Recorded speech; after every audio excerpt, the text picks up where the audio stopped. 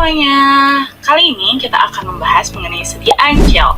Dalam kehidupan sehari-hari, kita pasti sering menemukan sediaan gel, baik itu dalam kosmetik, skincare, ataupun pasta gigi. Tapi kita pernah mikir gak sih lebih dalam mengenai apa itu gel dan bagaimana proses pembuatannya? Dalam video ini, kita akan membahas mengenai sediaan gel lebih dalam, mulai dari pengertian, karakteristik, manfaat, hingga permasalahan dan solusi dalam kesediaan gel. Yuk kita mulai! Menurut Farmakope Indonesia edisi 5, gel merupakan suatu sediaan semi-solid yang terdiri dari suspensi yang terbuat dari suatu partikel anorganik, baik itu kecil ataupun molekul organik yang besar dan terdispersi dalam suatu cairan. Gel memiliki beberapa karakteristik yang unik seperti 1. Swelling. Gel dapat mengembang karena komponen pembentuk gel yang dapat mengabsorpsi larutan sehingga terjadi pertambahan volume. Pelarut yang akan berpenetrasi di antara matriks gel dan terjadi interaksi antara pelarut dengan gel. 2. Sineresis, suatu proses yang terjadi akibat adanya kontraksi di dalam massa gel, sehingga cairan yang akan terjerat akan keluar dan berada di atas permukaan gel. 3. Efek suhu. Gel dapat terbentuk melalui penurunan suhu, namun pembentukan gel juga dapat terjadi setelah pemanasan sampai suhu tertentu. Fenomena pembentukan atau pemisahan gel fase yang disebabkan oleh pemanasan disebut dengan termogelasi. 4. Efek elektrolit.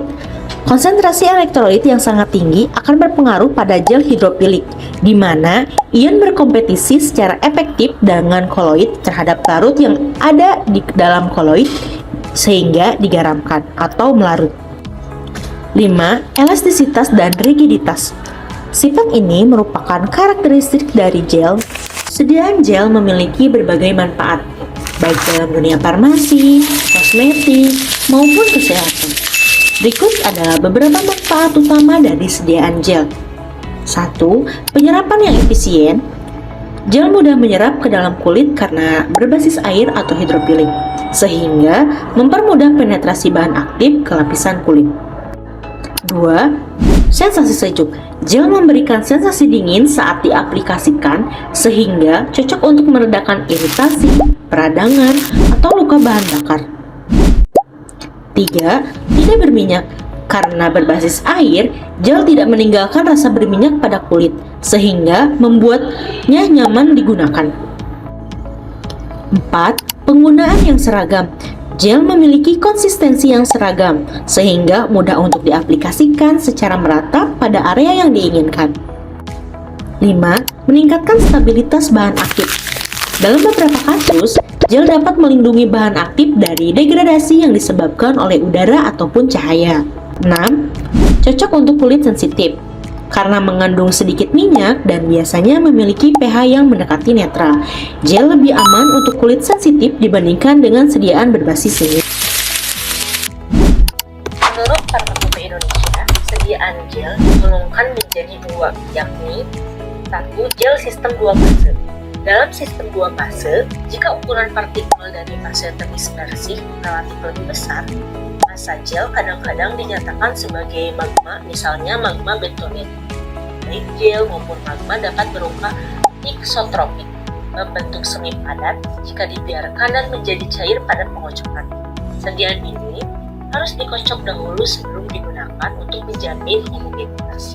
2. Sistem fase tunggal. Gel fase tunggal terdiri dari makromolekul organik yang tersebar sama dalam suatu cairan sedemikian hingga tidak terlihat adanya ikatan antara molekul makro yang terdispersi dan cairan. Gel fase tunggal ini dapat dibuat dari makromolekul sintetik, misalnya polimer atau dari gom alam. Berdasarkan fase koloidnya, gel dibedakan menjadi 2. 1. Gel organik. Gel organik merupakan gel sistem 2 fase.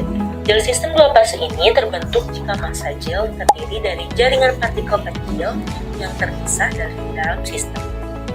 Jika ukuran partikel dari fase terdispersi relatif besar, maka partikel anorganik dilarut hampir secara keseluruhan terdispersi pada fase kontinum. Contohnya, gel aluminium hidroksida dan magma bentonit. 2. Gel anorganik. Gel anorganik ini merupakan gel sistem satu fase, terdiri dari makromolekul organik yang tersebar sama dalam suatu cairan sedemikian sehingga tidak terlihat adanya ikatan molekul makro yang terdispersi dalam cairan. Fase tunggal ini dapat dibuat dari makromolekul sintetik, misalnya karbomer atau dari logam. Contohnya teragakan dan karbofol. Formula gel mencakup bahan-bahan seperti zat aktif, gelling agent, cletting agent, humektan, pengawet, dan juga antioksidan. Yang pertama, zat aktif. Zat aktif yang digunakan dalam formulasi gel harus memiliki kelarutan yang memadai dalam fase gel, atau air ataupun pelarut lainnya, agar dapat terdispersi atau terlarut dengan baik. Yang kedua, ada gelling agent, di mana berfungsi untuk matriks polimer yang dapat mengikat air sehingga membentuk sediaan gel. Contohnya, karbomer, CMC, HPMC, dan PVA. Ketiga adalah cletting agent, di mana berfungsi untuk mencegah basis dan zat sensitif bereaksi dengan logam berat. Contohnya, EDTA dan TEA. Keempat, humektan, di mana berfungsi untuk mencegah penguapan air dari sediaan, memberikan efek lembut saat sediaan digunakan. Contohnya, glycerin, propylene glycol, triaceline, dan sodium hyaluronat. Yang kelima, ada pengawet, di mana berfungsi mencegah pertumbuhan bakteri atau jamur karena gel memiliki kandungan air yang cukup tinggi. Contohnya, metilparaben atau nipagin, kemudian propilparaben atau nipasol, kemudian asam benzoat, kemudian kresol atau benz. Yang keenam, ada antioksidan, di mana untuk mencegah reaksi oksidasi antioksidan, membantu mempertahankan stabilitas formulasi gel, memperpanjang umur simpan produk, dan mengurangi resiko kontaminasi oksidatif selama penyimpanan. Contohnya, BHA atau butylated hydroxyanasol dan BHT atau butylated hydroxytoluene. Selanjutnya, proses pembuatan gel. Proses pembuatan sediaan gel dimulai dengan menyiapkan bahan-bahan yang diperlukan, seperti bahan aktif, agen pembentuk gel atau gelling agent, pelarut, dan bahan tambahan seperti pengawet, humektan, atau penstabil.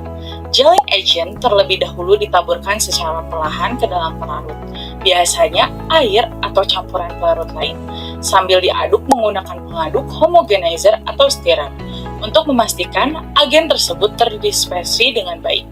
Jika gelling agent memerlukan suhu tertentu atau larut atau terhidrasi dalam pelarut tertentu, pelarut dapat dipanaskan sesuai dengan kebutuhan. Setelah gelling agent terhidrasi sempurna, pH campuran diatur menggunakan penambahan pH TEA untuk mencapai viskositas optimal.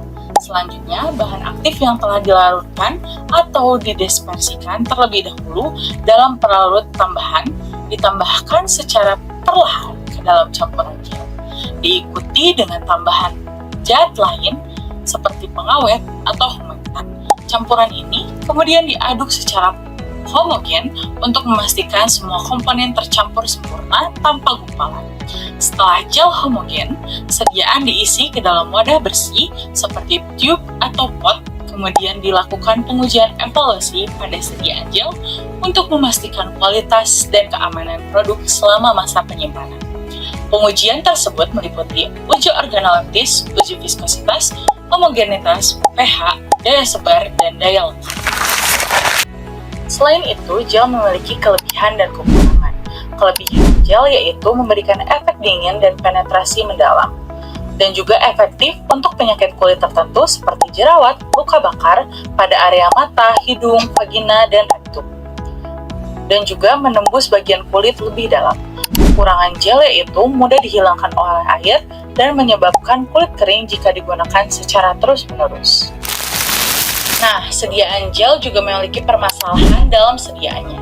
Permasalahan dalam sediaan gel meliputi bleeding, inhibition, syneresis, dan swelling. Yang pertama adalah bleeding. Bleeding adalah keluarnya cairan dari gel yang tidak terdistribusi secara merata, biasanya disebabkan oleh inkompatibilitas atau ketidakseimbangan formulasi. Solusinya, pada saat proses pembuatan, konsentrasi gelling agent dibuat lebih tinggi agar memperkuat matriks gel.